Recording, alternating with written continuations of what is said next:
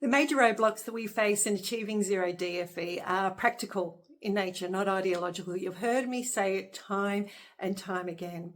And over the last month, we have seen so much evidence of this in play.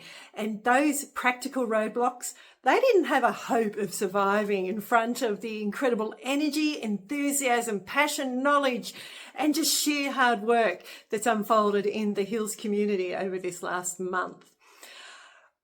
I have the December progress report available for you. I'm not going to go through every last detail of that in this video because, wow, we'll be here for 10 minutes. There's at least 7 major wins that we have had this month. But here are some of the highlights. First of all, we had the 16 Days of Activism, and 10 major events happened across the community during that period, hosted by a range of organisations. And it was absolutely brilliant to see all the various organisations working together, supporting each other's events and promoting each other's efforts. That's the stuff that will get us to zero DFV. To support the local efforts, Click Collab and the Zero DFV program ran a photo competition called Count Me In. The primary purpose of that photo competition was purely about reach, about building awareness within the community of the Zero DFV effort. And we're so glad to be able to report back on a tiny, tiny little budget that we put into it, that we've reached over 100,000 people across the Hills Shire. Now that is a reflection of that incredible community effort that is currently underway. Behind the scenes, we have also been working on the roles and resources. So as this big snowball is building momentum, we need to make sure we can keep up with you. You'll recall early in the year we set up the community facilitator role, but as we've seen this effort unfold and the practicalities that the community needs to address, we've now divided that role up. And there's indeed 4 different roles that are now being fulfilled. There is a blog post attached to this month's progress report that goes into our current thinking on those roles.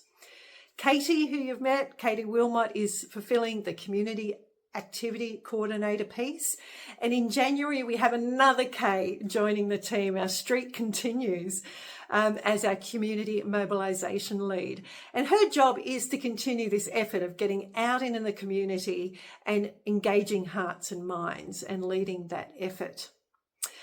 We have also activated the Facts and Stats campaign. This will run over the next few months and just, again, promoting in the community the key facts around domestic and family violence in the Hills Shire and what the goals are to addressing those issues.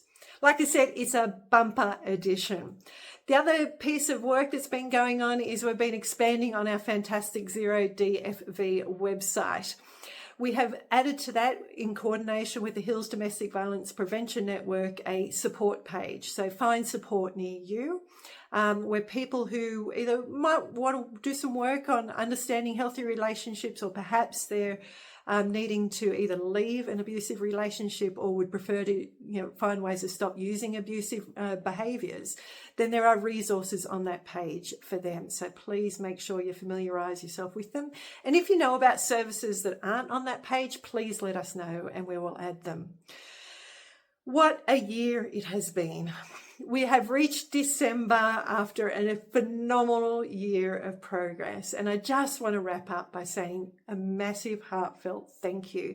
Thank you for embracing us and bringing us into your community and embracing this idea that we've had.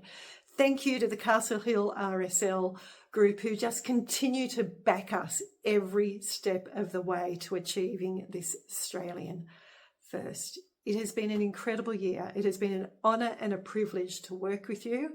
And boy, oh boy, have we got a lot planned for 2026. We'll see you then.